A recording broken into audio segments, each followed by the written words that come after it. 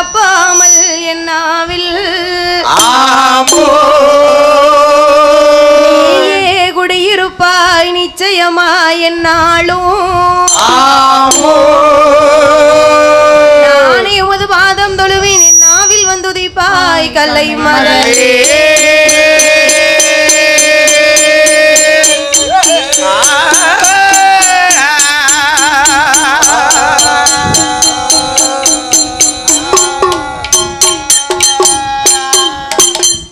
ஹரிஹரி ராமா என்பேன் அயோத்தி ராமா என்பேன் தஜரத ராமா என்பேன் மனதில் பீடைகள் வல்வினைகள் வாரபோது உள்ளத்தில் ராமா என்று உன் பாதம் போற்றினேன்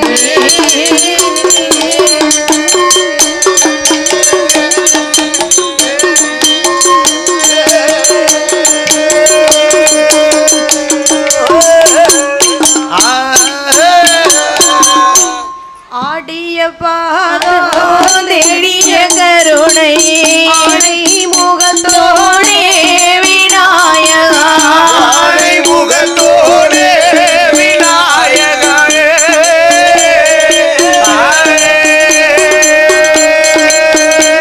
சாமி தேடிய போதே வல்லமையுடனே போதே வல்லமையுடனே சீக்கிரம் நீ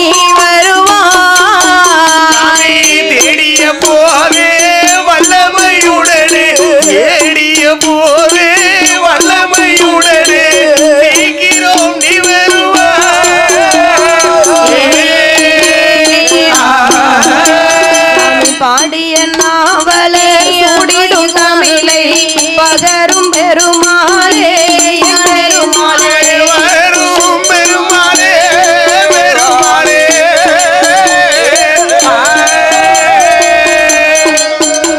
நான் நாடிய சீரடி நாவினில் வந்தருள்வாய் நாடிய சீரடி நாவினில் வந்தருள்வாய் நாதம் நாயகனே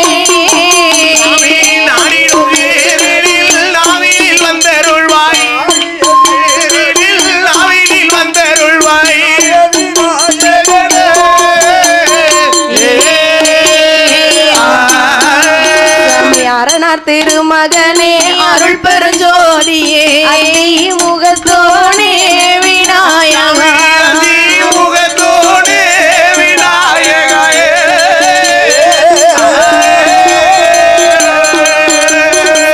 அத்தி முகத்தோனே சக்தி கணபதியே அத்தி முகத்தோனே சக்தி கணபதியே சந்தி நாயகனே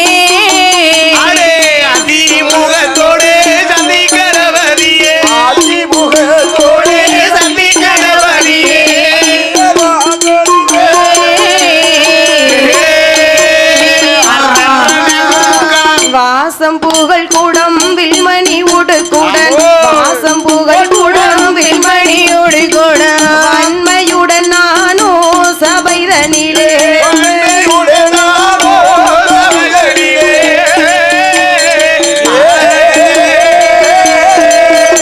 சாமி வீசுக்கம்படியுடன் தாளவி மரிசையோ வீசுக்கம்படியுடன் தாளவி விமலா நீ அருள்வா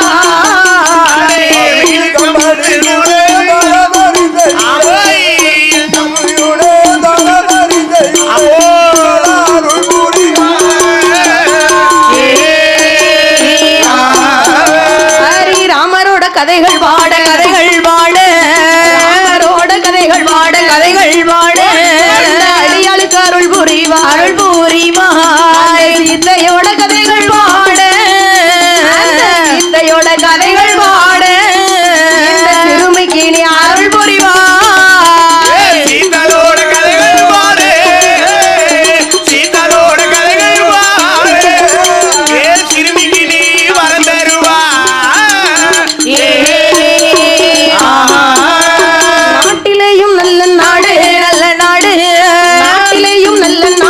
நல்ல நாடு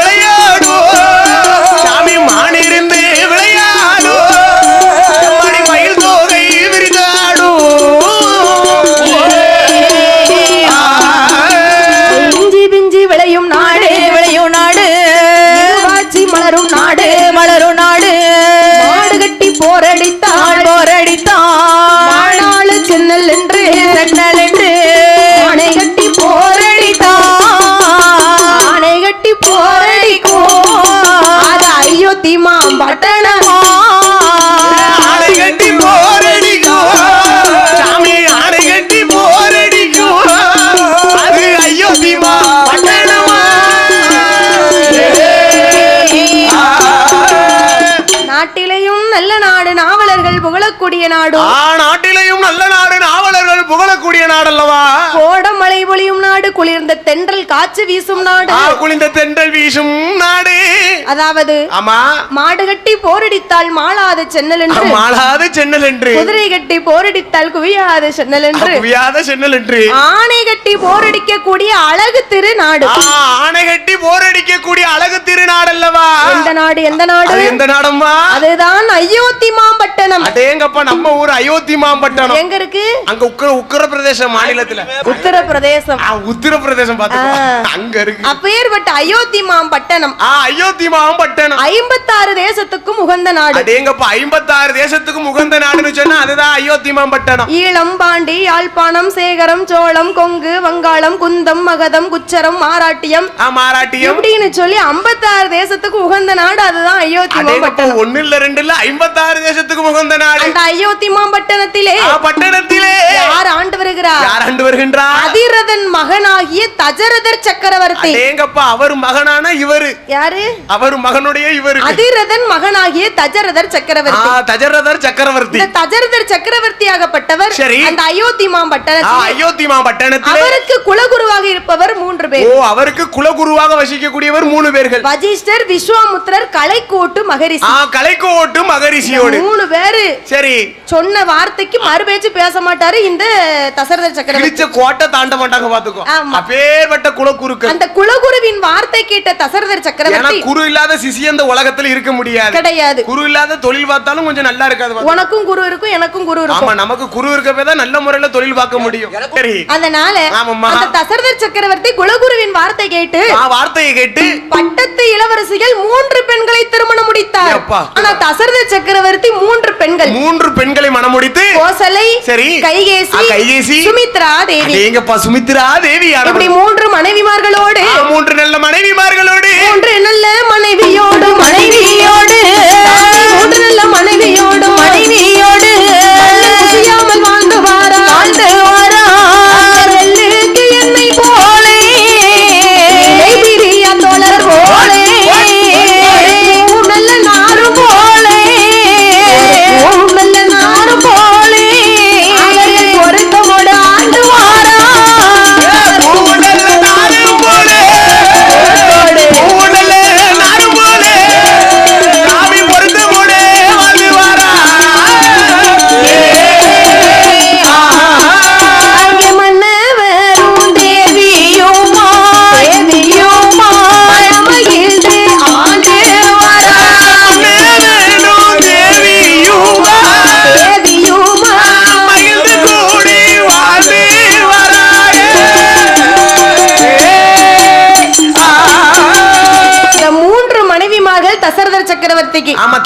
சக்கரவர்த்திக்கு 3 மனைவிமார்கள் சக்கரவர்த்திங்கிற பட்டம் யாருக்கும் கிடைக்காது சக்கரவர்த்திங்கிற பட்டம் வேணும்னு சொன்னா நீதி தவறாமல் எதி தவறாமல் கடமை தவறாமல் கண்ணியம் தவறாமல் கட்டுப்பாடு தவறாமல் இருந்தால் மட்டுமே கிடைக்கும் சக்கரவர்த்திங்கிற பட்டம் எல்லாருக்கும் கிடைக்கக்கூடிய பட்டம் கிடையாது ஊரை வித்து உலையில போடுறவனுக்கு எங்க கிடைக்கும் கிடைக்காது 3 மனைவிமார்கள் கோசலை கைகேசி சுமித்ரா தேவி 3 மனைவிமார்களோடும் மன்னனாகப்பட்ட தசரத சக்கரவர்த்தி முசியாமல் வாழ்ந்து வருகிறார்கள் அல்லவா 3 மனைவிமார்கள் இருந்தும் 56 தேசத்துக்கு மன்னனாக இருந்தும் அவருக்கு ஒரு வாரிசு இல்ல ஐயேங்கப்பா 56 தேசத்துக்கு மன்னனா இருந்து அவருக்கு ஒரு வாரிசு இல்ல இவருக்கு அடுத்து இந்த தேசத்தை ஆளணும்னா ஒரு பிள்ளை செல்வம் கண்டிப்பா வேணும் ஆமா சொக்காரன்ட்ட கொடுக்க முடியாது சொக்காரன் சொந்தத்துக்கு மட்டும்தான் அதனால அரசாட்சி செய்ய முடியாது நமக்கு அடுத்து இந்த 56 தேசத்தையும் கட்டி அரசாளணும்னு சொன்னா நமது மகன்களால் மட்டும் தான் முடியும் ஒரு பிள்ளை வேணும் சரி அப்ப ஏற்பட்ட ஒரு பிள்ளை இல்லாமல் ஒரு குழந்தையானது இல்லாமல் ஏட்டி கோசல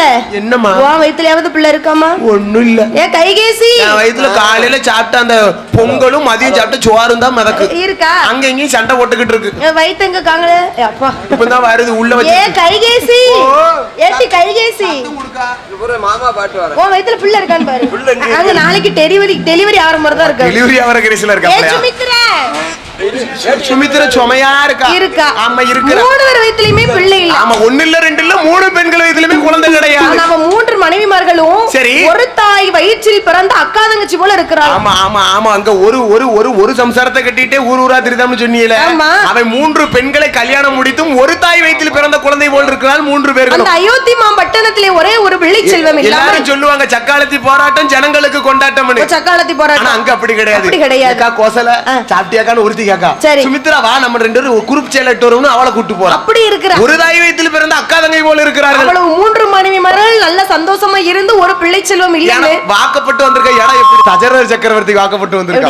அழகா இருக்கணும். அதனால ஆமா ஐயா, பிள்ளை இல்லா கவலையோடு நல்ல மனைவிமார்கள் தண்ணீரை எல்லாம் சோற விட்டா போல தண்ணீரை பக்கமெல்லாம் சோற விட்டா கண்ணீரை ஆறாத கண்ணீரை அங்கமெல்லாம் சோற விட்டா கண்ணீரை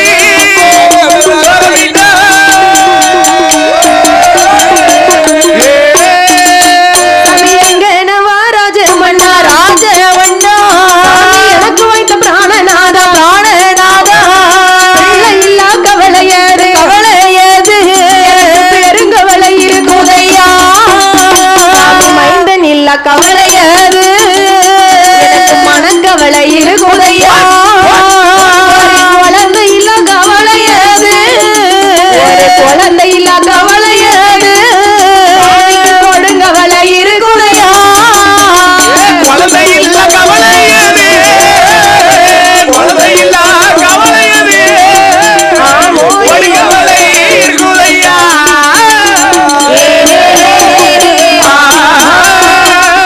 மன்னா தசரத மன்னவரே, தஜரத மன்னவனே, என் வயித்துல தான் பிள்ளை இருக்குல்லன்னு பார்த்தாலும் 3 பேர் வயித்துலமே ஒரே ஒரு பிள்ளை செல்வம் இல்ல. கோசலைக்கும் பிள்ளை இல்ல, சுமித்ராக்கும் பிள்ளை இல்ல, கைகேசிக்கும் பிள்ளை இல்ல அப்படின்னு கவலையோட மன்னன் கிட்ட சொன்ன உடனே இப்போ தசரதர் சக்கரவர்த்தி நினைக்கிறாரு, நம்ம இந்த 3 மனைவிமார்களையும் 3 திருமணம் முடிக்க சொன்னது யாரு?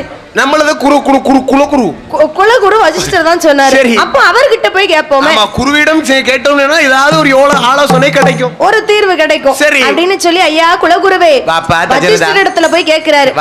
நீங்க சொன்ன சொல்படிக்கு பட்டத்து இளவரசிகள் 3 பெண்களை திருமணம் முடித்தேன். சந்தோஷமான விஷயம். 3 திருமணம் முடித்தும் முடிசூட ஒரு பிள்ளை இல்லை, நான் என்ன செய்ய?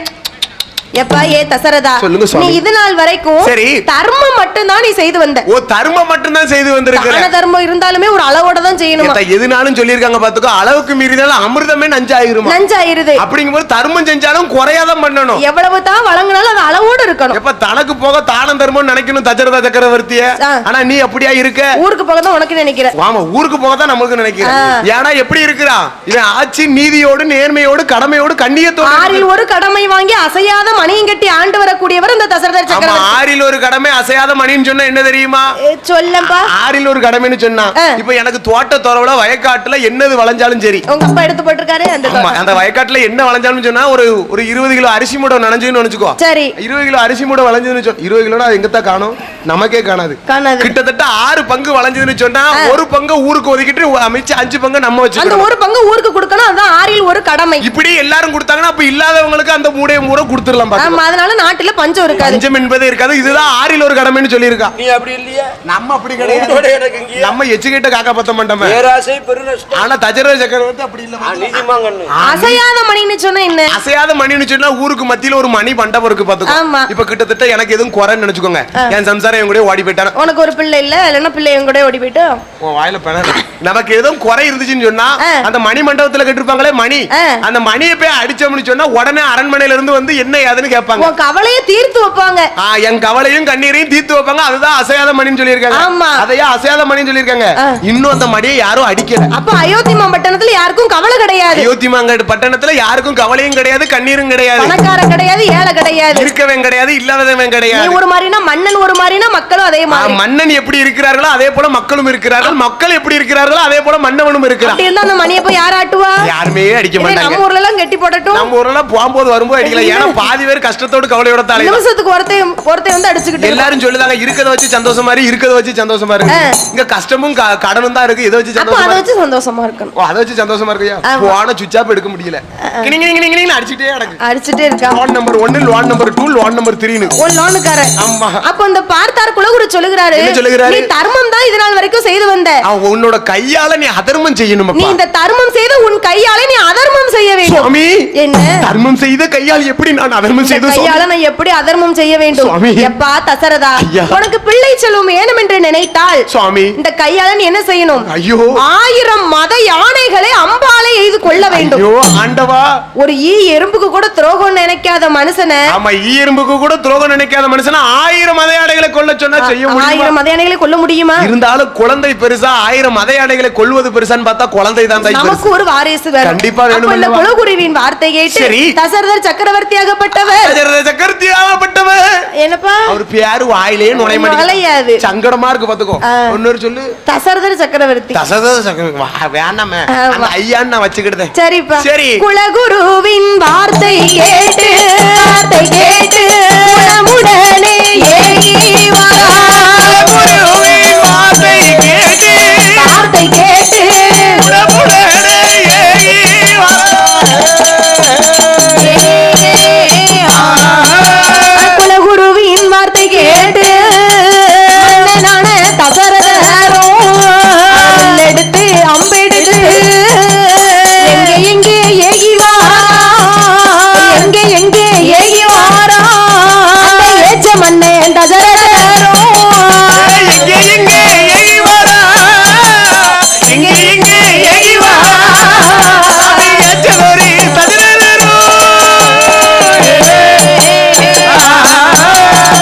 குலகுருவின் வார்த்தை கேட்ட தசரதர் சக்கரவர்த்தி நினைக்கிறார், என்ன நினைக்கிறார் மக்கா? 1000 மத யானைகளை கொன்னாத்தான் நமக்கு பிள்ளை செல்வம் கிடைக்கும்னா நம்ம கொன்னாலும் பரவாயில்லை. 1 இல்ல 2 இல்ல 1000 மத யானை, 1000 மத யானைகளை கொல்ல வேண்டும் என்று சொல்லி சரி பகல்ல போனா யானை மிதிச்சிரும். இரவோடு இரவாக சாமாதி சாமம் சதிசாம நேரத்துல நஞ்சு போட்டா நெஞ்சிருக்கும் நடிசாம நேரத்துல காத்தடிச்சாலும் இலை அசையக்கூடாது கடியச்சாம நேரம். அப்ப கிட்டத்தட்ட மணி 12 மணி இருக்கும். ஒரு 12 மணி இருக்கும். சரி, அவர் பார்த்தார் தசரதர் சக்கரவர்த்தி. அவர் அம்ரா துணிக்குள்ளே அம்பெடுத்து போட்டுக்கொண்டு அமரா கூடவிலே அம்பெடுத்து போட்டு எங்க வருகிறார்? அமரா துணி. அப்ப எங்க வருகிறார்? யானைகள் கூட்டம் எங்க இருக்கும்? ஏத்தா மனிதர்கள் கூட்டம் எங்க இருக்கும்னு சொன்னா கோயில் கூடல இருக்கும். இப்படி ஒரு கோயில் கூட, ஒரு ஃபங்க்ஷன் வீடு, ஒரு கல்யாண வீடு, நல்ல வீடு, அந்த வீடுல இருக்கும். அதே போல யானைகள் கூட்டமா அந்த கூடிய இடம் தண்ணீர் எங்க இருக்கிறதோ அங்கதான் வரும். காட்டுக்குள்ள தண்ணீர் எங்க இருக்கிறதோ அங்கதான் யானைகள் கூட்டமும் இருக்கும். ஆமா, சுனைக்கு தான் வரும். தண்ணீர் அருந்துவதற்காக சுனைக்கு. அப்ப பார்த்தார் தசரதர் சக்கரவர்த்தி. அந்த காட்டுக்குள்ளே நந்தவன தோட்டத்துக்குள்ளே சுனை அருகில் வந்து பார்க்கும்போது காத்து கொண்டே இருக்கிறார். யானைகள் கூட்டம் எப்ப வரும், நம்ம 1000 யானைகளை எப்ப கொல்லலாம். ஆமா, பரன் போட்டு காத்து கொண்டு இருக்கிறா. ஏன்னா கீழே நின்னு யானையை அடிக்க முடியாது பாத்துக்கோ. யானை வந்து மிதிச்சு போட்டு போயிடும். ஒரு யானை அடிக்க முடியும், இன்னொரு யானை சட்னி ஆக்கிரும். பரன் போட்டு நிக்கிறார். அப்படி காத்து கொண்டிருக்கக்கூடிய நேரம் யானைகள் கூட்டம் முதுமுதுன்னு வந்துச்சு. இரவோடு இரவாக அந்த சுனையிலே தண்ணீர் அருந்தக்கூடிய சத்தம். தண்ணீர் அருந்தக்கூடிய சத்தம். யானைகள் தண்ணீரை குடித்த உடனே பார்த்தார் இந்த தசரதர் சக்கரவர்த்தி பணத்தையும் போடுவாரா, பணத்தையும் போட்ட போது மாண்டு மெல்ல மடிந்துதையா,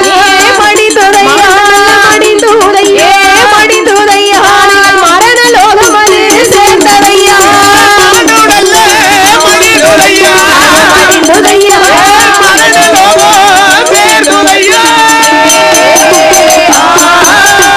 யானைகள் தண்ணீர் அருந்தக்கூடிய சத்தத்தை கேட்ட உடனே அம்ரா துணியில இருக்கக்கூடிய அம்பெடுத்து குறிப்பாத்து விட்டார். ஆமா, சரி. யானைகள் கூட்டம் எல்லாம் ஆண்டு மடிந்து மரணலோகம் சேர்ந்தது. செத்து மெல்லது மடிந்துதையா, சிவலோகம் அது சேர்ந்ததையா,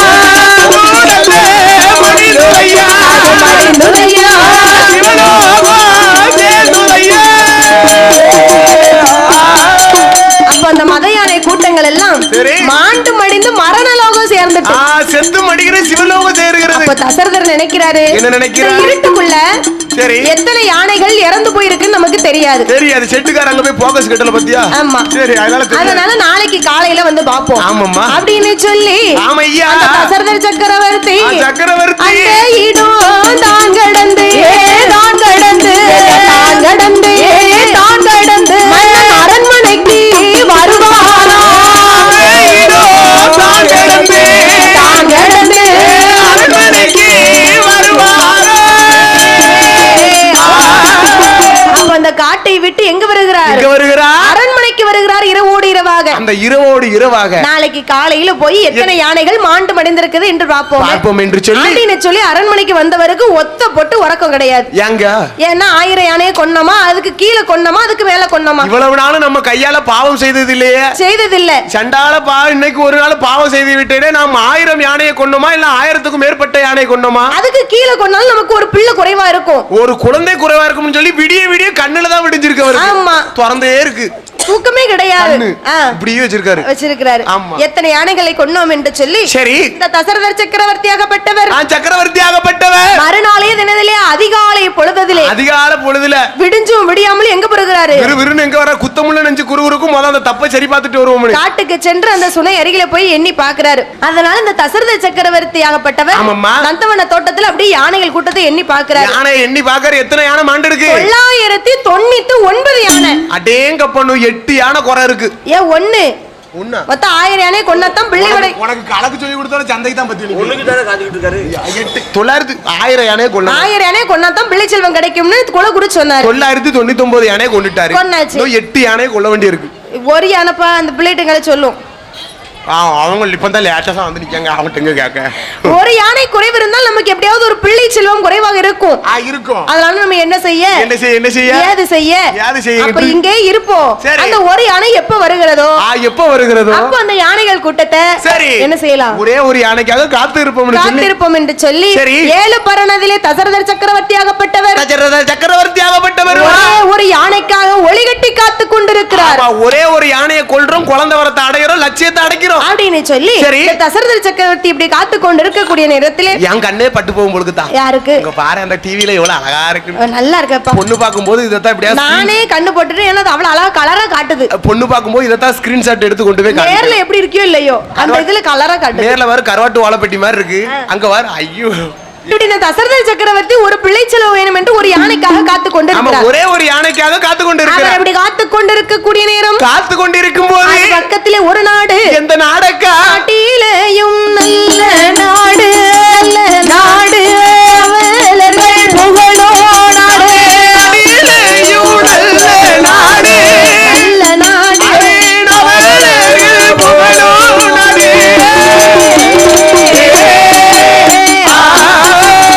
பக்கத்திலே ஒரு நாடு. எந்த நாடு? கிஷ்கிந்தாபுரி பட்டணம். எத்தா அதோட பேரை சொல்லு நொரட்டி. கிஷ்கிந்தாபுரி பட்டணம். வாவ், பியூட்டிஃபுல் நேம் தான். நீ பேரை உட்கார்ந்து ரசிக்கிட்டே இவ்வளவு நேரம் தசரதர் பேரை சொல்ல சொன்னேன்னு சொன்னியாப்பா. அவர் பேரு வாயில நுழைய மாட்டிக்கு. நுழையாது. அந்த ஊரு பேரை பாரு, கிஷ்கிந்தாபுரி பட்டணம். அழகா இருக்கலாம். பேர்ல ஒரு முத்து அடங்கி இருக்கு. ஊர் மட்டும் அதா இருந்ததுன்னு வச்சுக்க. ஐயோ, நானா ரெக்க கட்டி பறந்துருப்பேன். ஸ்கூல் படிக்கும்போது கேட்பாங்க. ஸ்கூல் படிக்கும்போது எல்லா டீச்சரும் கேட்பாங்க, செல்வின் உனக்கு எந்த ஊர்ப்பா? மேம் கிஷ்கிந்தாபுரி பட்டணம் அப்படின்னு சொல்லுவேன். இது கருவம் தான் சொல்ல நல்லாவா இருக்கு. கிஷ்கிந்தாபுரிங்க எவ்வளவு அழகா முத்தமா அந்த கிஷ்கிந்தாபுரி பட்டணத்தில் ஆமாம்மா அந்த கண்ணே மாமுனியா அவர் மனைவி அஞ்சனையா ஆண்டு வரும் நேரத்திலே ஒரு பிள்ளை இல்லா கவலையோடு ஆண்டவனை தான் நினைத்து அக்கினி யாகம் ஒன்றை வளர்ப்பாரா. ஆண்டவனை தான் நினைத்து யாகங்களை வளர்ப்பாரோ. அந்த கிஷ்கிந்தாபுரி பட்டணத்திலே யார் ஆண்டு வருகிறார்? அந்துக்கன் மாமுனிவர். அந்துக்கன் மாமுனிவர் அவருடைய மனைவி யாரு? அஞ்சனா தேவி. அடேங்கப்பா, அந்துக்கன் மாமுனிவருக்கும் அஞ்சனா தேவிக்கு அவ்வளவு அழகா இருக்கு. அவ்வளவு அழகா ஜோடி பொருத்தம் இருந்தும் சரி. அவங்களுக்கு ஒரு பிள்ளை இல்லையா? வா, அங்கேயுமா பிள்ளை இல்ல? எங்க பாட்டு கதைன்னு எடுத்தாலும் எந்த கதை எடுத்தாலும் பிள்ளை இல்ல. ஏத்தா அன்னைக்கு அங்க பிள்ளை இல்லாம இருக்கப்பதான் இன்னைக்கு நம்ம ஊர்ல வில்லு பொருளை தூக்கிட்டு அலைய முடியுது. அன்னைக்கு மட்டும் அங்க குழந்தை இருந்துச்சுன்னு நினைச்சுக்கோ, இந்நேரம் நீ எங்க இருப்பியோ நான் எங்க இருப்போம். நீ யாரு கூட கடலை போட்டு 6 கலைஞர்களையும் ஒன்னா சேர்த்து எல்லாருக்கும் தொழில உண்டு பண்ணது அன்னைக்கு அங்க குழந்தை இல்லாம இருக்கப்ப பிள்ளை இல்லன்னு அந்த காலத்துல பிள்ளைக்கு தட்டுப்பாடா இருந்திருக்கு. சரி, இப்ப குடும்ப கட்டுப்பாடா இருக்கு. என்னச்சியே குடும்ப கட்டுப்பாடு பண்ணி மைனி மாசமா இருக்கா, யோகா அடிச்சு கிடக்க அவளுக்கு. அதனால அந்த அந்துக்கன் மாமுனிவருக்கும் அஞ்சனா தேவியவளுக்கும் ஒரே ஒரு பிள்ளை செல்வம் இல்லாமல், குழந்தை செல்வம் இல்லாமல் ஆண்டவனை எண்ணி ஒரு அக்கினி யாகம் வளர்க்கிறார். யாருக்குனே அவர் சிவன் பக்தன். உனக்கு கேக்கா? நல்லா கேக்கு. அக்கினி யாகத்தை வளர்க்கிறார். அக்கினி யாகத்தை வளர்க்க எதுக்காக? ஒரு பிள்ளை இல்லன்னு சொல்லி. ஒரு குழந்தை. அப்ப இவர்களுடைய இந்த தவத்தை பார்த்த ஆண்டவன் சிவபெருமான் ஒரு கணையாளி உண்டு பண்ணி. சரி, கணையாளினா என்னதுப்பா? ரிங்கு, மோதிரம். கணையாளினா நமக்கு தெரியாம இருக்குமா?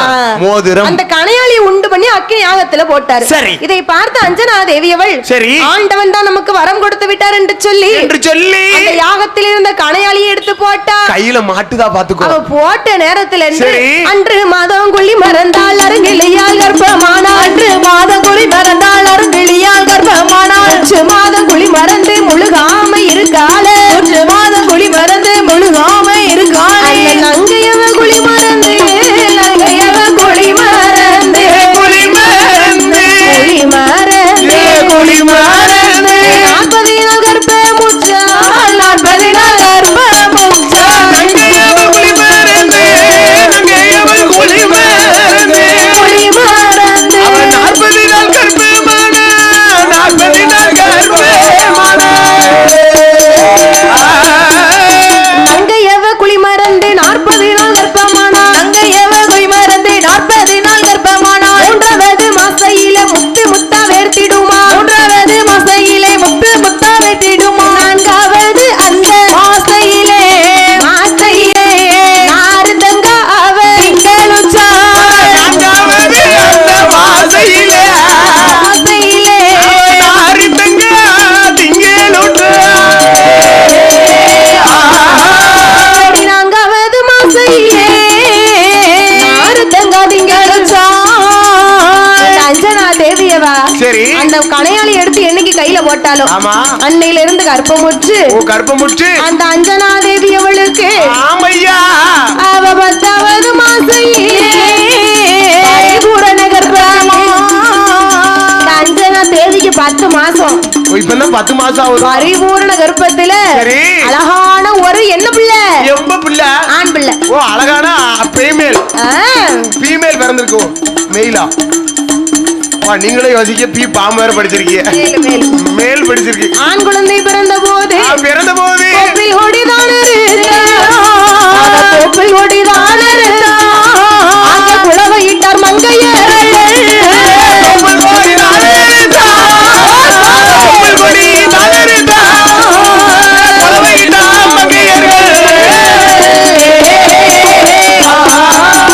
ஆண்டவனின் அருளால என்ன பிள்ளை? அழகான பிள்ளை, ஆம்பளை பிள்ளை. ஆண் பிள்ளையா இருந்தாலும் ஒன்ன மாதிரி ஒரு ஆண் பிள்ளை கிடைச்ச உடனே சந்தோஷம் வெக்கமா இருக்கு. யாருக்கு? இந்த அந்துக்கன் மாமுனிவருக்கும் அஞ்சனா தேவிக்கும். அஞ்சனா தேவிக்கும் அழகான குழந்தை, ஆண் குழந்தை கிடைச்சு. ஒன்ன பெத்த உடனே எங்க அம்மா அப்பா அப்படிதான் சந்தோஷப்பட்டாங்க. எப்படி? ஒன்ன பெத்த உடனே. ஓ, என்ன பெத்த உடனே ஆம்பளை பிள்ளை கிடைச்சிட்டு துள்ளி கேச்சிருக்காங்க. 2வது பிள்ளை எப்போ முத்து மாதிரி பிறந்திருக்கு. இப்பதான் தெரியும் உன்னோட லீல. வளரதானே பிள்ளையோட அருமை. இப்படி பாத்துக்கிட்டு சரி. இன்னும் மர்மம் வந்து அதுக்கு மேல இருக்கும். அது 2ஆம் பட்சம். அது நடக்கட்டும், எல்லாரும் வீட்லயே நடக்குது தானே. அதனால ஆண் குழந்தை பிறந்த பொழுது கொப்பில் கொடி அறுத்து குளவையிட்டார் மங்கையர். இழுக்கையா ஒரு மாதிரி.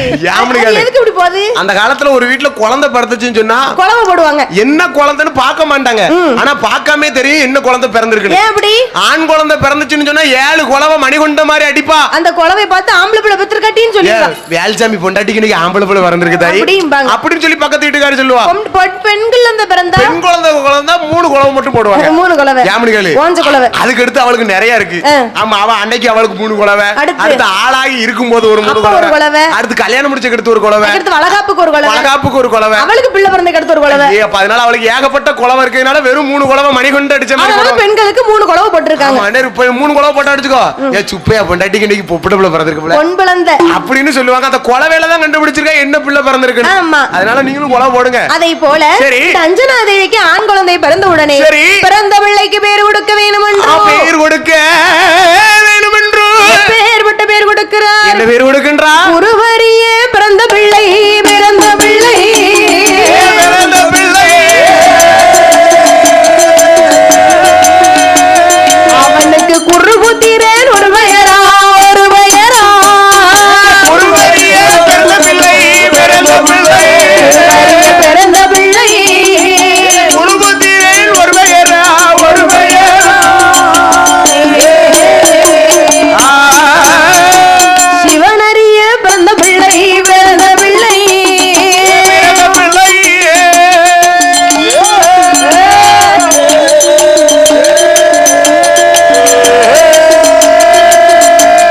சிவ கைலாசம் ஒரு பெயரா ஒரு பெயரா சிவனறிய பிறந்த பிள்ளை பிறந்த பிள்ளை பிறந்த பிள்ளை கைலாசோ ஒரு பெயரா ஒரு பெயரா